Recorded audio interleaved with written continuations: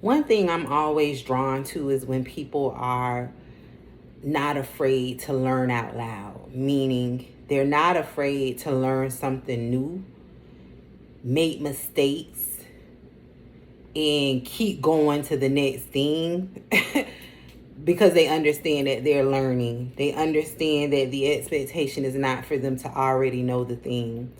And what made me remember that this morning was because I had an office hour session with one of my new coaching clients.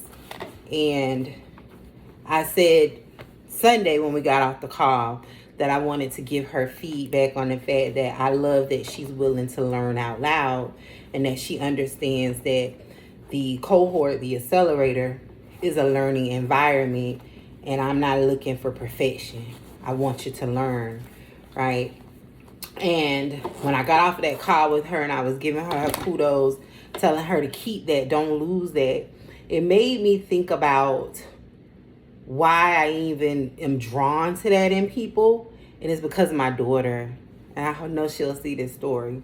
And it made me remember that when I was going back to school to get my AA degree, after like a few years of being out of college, straight out of high school, I had a lot of hesitation because the first time I went, I flunked out due to life and just having other things that I was focused on.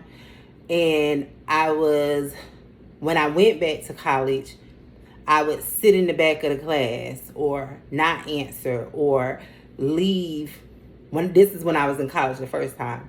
And I would leave college with clearly needing answers. And so, but afraid to ask questions. That's what I want to say. But as I was going through college, my daughter was also going through her education career. So like when I started college, the first few times I had to stop and stop after she was born. It probably was around 5. By the time I got back in, was really, really serious about the thing. I think she was around 10 in middle school. And that's where I like really began to, I was experiencing a paradigm shift.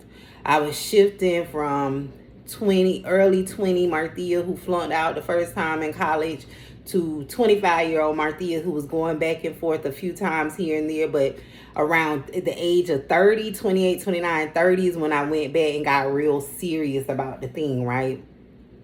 And when I went back, I went with a whole new attitude because I was determined to finish what I started. Because at that point, I was like, I never finished anything.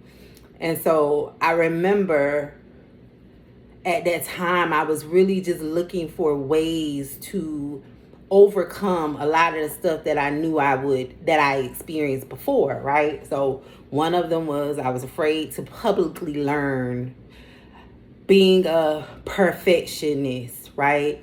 And one of the things that I noticed in my daughter, be it in her report outs from her teachers when I would meet with them on a weekly basis, because I was a very engaged parent, or just in me doing homework with her, is that my daughter was always willing to learn out loud. And that even when she was learning something new, she didn't approach it from the standpoint of putting all of this pressure on herself as if she should know it, right? She always remained a student. And I remember borrowing that, right? And I later heard people say, like, when you are deficient in something, but you see it in someone else, you borrow it from them, right? You borrow that energy source from them until you can get it for yourself. And my daughter was the first person I borrowed something from. I borrowed her approach to learning from her, where even if she didn't get it the first time because it's new, right? She went into an understanding this is new. She still kept the same hunger to learn. She didn't do it one time and be like, oh, no, I didn't do it perfect, I'm never doing it again. She kept going. And I remember that in my daughter. I remember always admiring it, and it was like, I need to adopt that same thing, because admittedly for me, when I would try something and I didn't get it the first time, I was like, oh, I ain't doing that no more. I should have did it right the first time. A lot of negative self-talk. So I share that with you because one of the things I've learned in this career journey is that, and this is not about anyone else, This is really just me sharing a reflection that I had. But how it shows up is, one of the things that I've come to learn is that a lot of people sit not knowing something in fear of others finding out that they don't know. So when they need help, they don't ask for help. They don't ask questions, especially in a learning environment. And this is why I always set the tone for new cohorts and say, when we first start our first coaching call, and for the first few coaching calls, I always start with, this is a learning environment. No one in here but me knows the content that I'm teaching.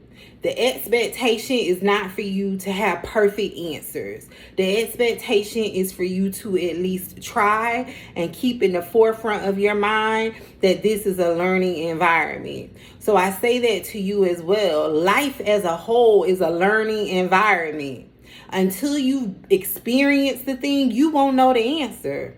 And it's okay to go and seek answers. It's okay to learn out loud. And that is what sets you apart as a leader from others. And I know a lot of y'all don't like to talk about leadership, because your idea, your definition of leadership is rooted in your bad experiences with supervisors in your case management job. But being a supervisor and being a leader are not the same. They require two different completely sets of skills and characteristics. If you have desires to do things different in your career, to do change making work, you are a leader. Okay? And in order to be a leader, you have to be willing to learn out loud. All right, I'm going on my walk. Happy macro career planning. Bye.